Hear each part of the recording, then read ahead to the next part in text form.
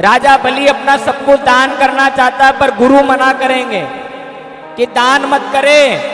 और जब गुरु मना करेंगे तो भगवान से उपाय पूछेंगे राजा बलि, और एक आंख गुरु जी की फूट जाएगी, क्योंकि धर्म में पांव अड़ाएंगे।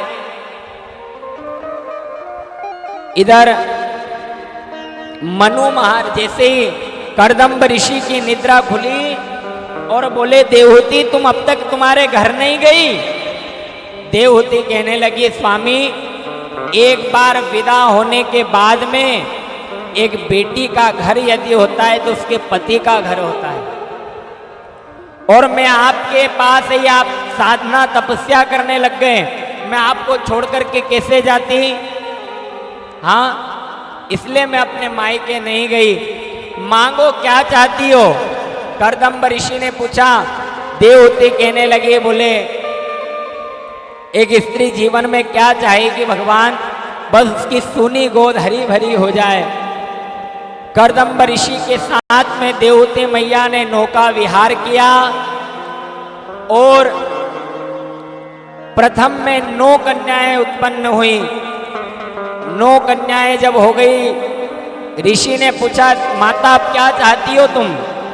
तो देवहूति बोलने लगी, बोले स्वामी ये जो 9 कन्याओं का जन्म हुआ है, ये तो विवाह करके विदा हो जाएगी। यदि मुझ पर आप कृपा चाहते हो तो एक बालक होना चाहिए, एक लाला हो जाए।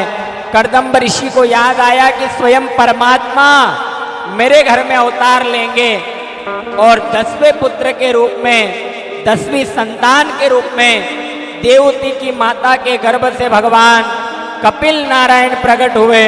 बोलो कपिल नारायण भगवान की जय। भगवान कपिल नारायण का अवतार हुआ, और देवहूति की कथा आपने सुनी। दूसरे नंबर की बेटी है आकृति, जिसका विवाह रुचि प्रजापति के साथ में हुआ। साक्षात यज्ञ नारायण भगवान पधारे और दक्षिणा में अपनी बेटी को देकर के आकृति का विवाह रुचि प्रजापति के साथ में किया। भगवान तीसरी बेटी हुई प्रसूति, जिसका विवाह राजा दक्ष के साथ में हुआ। कौन के साथ में? राजा दक्ष भोलेनाथ के ससुर जी के साथ में हुआ, जिनसे 16 बेटियों ने जन्म लिया।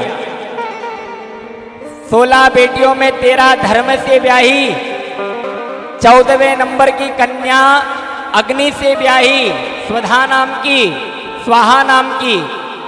15वें नंबर की कन्या स्वधा नाम की पितरों से ब्याही।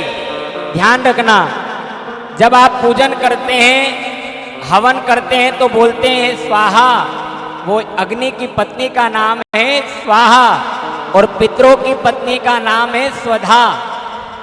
पितृ का कार्य करते हैं तो बोलते हैं तस्मै स्वधा नमः, और हवन करते हैं तो स्वाहा नमः। 16वें नंबर की बेटी का नाम है, बोले एक और भगवान का विवाह हुआ, जहां शिव विवाह हुआ। 16वें नंबर की बेटी का नाम है सती, जिनका विवाह भगवान भोलेनाथ के साथ में हुआ।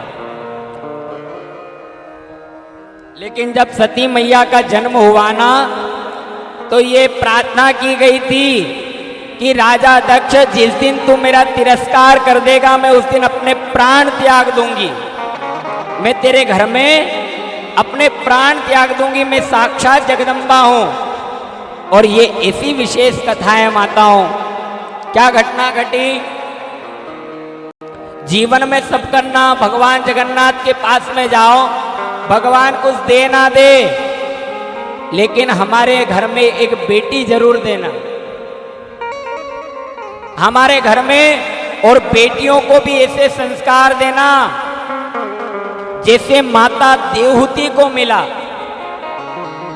कर्दम्ब ऋषि ने 10,000 वर्ष तक अपनी आंखें नहीं खोली, पर माता देवहूति अपने पति को छोड़ करके नहीं गई।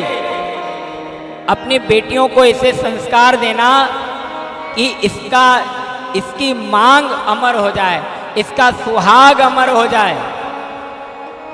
आपकी बेटी का विवाह होने के बाद में किसी का हंसता खेलता परिवार उजड़ न जाए।